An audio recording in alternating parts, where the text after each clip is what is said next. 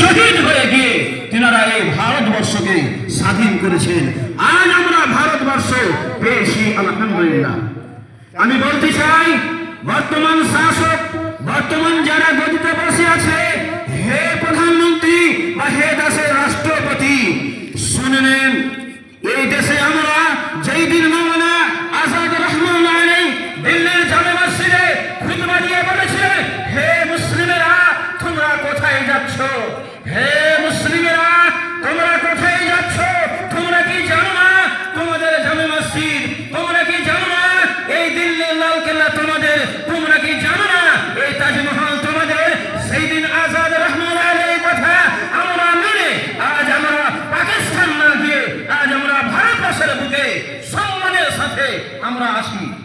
আমি বলতে চাই বর্তমান দেশের বাদশাকে যে আমরা সেই দিন বাই চান্স ছিলাম না, আমরা ভারতবর্ষের বুকে ভারতবাসীকে বা ভারতকে আমরা বেছে নিয়েছি, বাই চান্স নয়, আমরা বাই চয়েস বেছে নিয়েছি।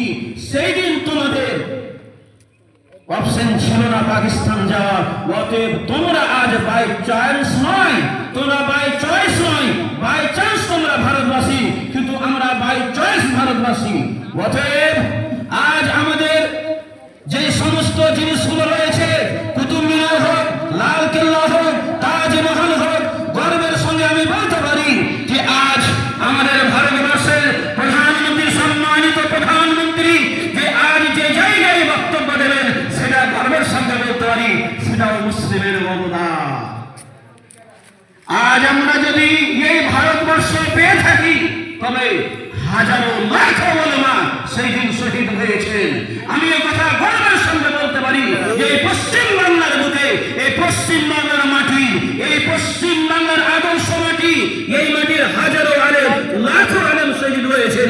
এবং কি অত্যন্ত গর্বের সঙ্গে, ফখরের সঙ্গে বলতে পারি যে এই ভারতবর্ষকে আজাদ করতে গিয়ে শুধু মুসলিম নয়, আহলুল হাদিস, আহলে হাদিস আলিম ওলামা, তার মধ্যে বীর বাহুলমান মুহাদ্দিস শাইখুল কুল ফিল কুল মুহাদ্দিস নাজির হোসেন দেহলভী।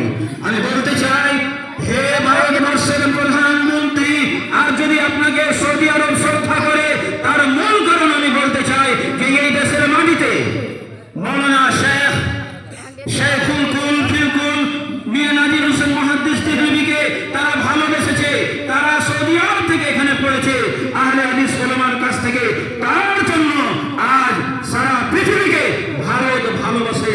এটাই আমি জানি, এটাই আমার গর্বের বিষয়ে ফখরের সঙ্গে বলতে পারি যে এই জন্য ভারতকে তারা ভালোবাসে।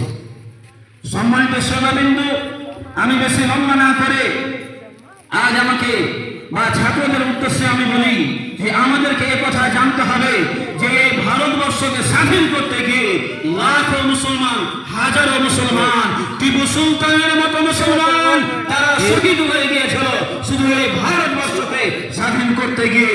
টিপু সুলতান বলেছিল, হে ভারতের মুসলমানেরা শুনে নাও, 1000 বছর বেঁচে থাকতে আসিনি, গিদারের মতো 1000 বছর বেঁচে থাকতে আসিনি, যদি বাঁচতে চাই একদিন বাঁচব, কিন্তু সিংহ বাঘের মতো বাঁচব।